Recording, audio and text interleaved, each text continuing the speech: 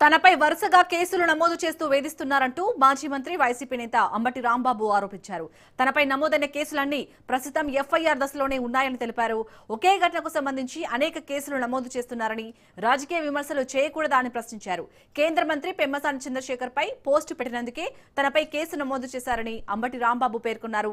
అధికార పార్టీకి ఒక న్యాయం, ప్రతిపక్షానికి మరో న్యాయమా అంటూ ప్రశ్నించిన అంబటి పోలీసులు నిష్పక్షపాతంగా వ్యవహరించడం లేదని విమర్శించారు. ఈ విధంగా కేసులు పెట్టి మమ్మల్ని ఏదో బెదిరించాలని అనుకుంటే బెదరడానికి మేము సిద్ధంగా లేవని కూడా నేను ఈ సందర్భంగా చెప్పదలుచుకున్నా. నేను ఈ రాష్ట్రంలో పోలీసులు చేసిన పనులు నాకు తెలియగలుగుతా. మా మీద కేసులు పెట్టమా? పోస్టులు పెట్టి కేసులు పెడతారా? ఎంతకు దిగజారిపోయారు పోలీసు వ్యవస్థ వాళ్ళు నాకు అర్థం కావట్లేదు. పోలీసులు కారులో గంజాయి దొరికిందా అంటే ఏంటి అర్థం? గంజాయిని పోలీసు వారే అమ్ముతున్నారు, గంజాయిని పోలీసు వారే సరఫరా చేస్తున్నారు వ్యానుల్లో. ఇది నా ఆరోపణ కాదని చెప్పాడు. 100 రోజుల్లో గంజాయి లేని రాష్ట్రాన్ని సృష్టిస్తామన్నారు, గంజాయి లేని రాష్ట్రంగా చేస్తామన్నారు.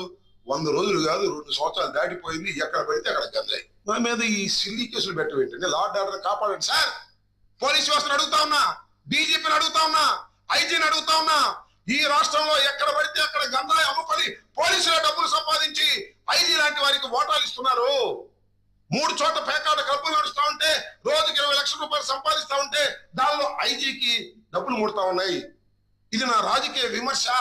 నా దగ్గర సోర్స్ ఉంది, అవసరమైనప్పుడు చెప్తాను. కాకినాడలో ఏఈ నూకరాజు కుటుంబం ఆత్మహత్య కేసులో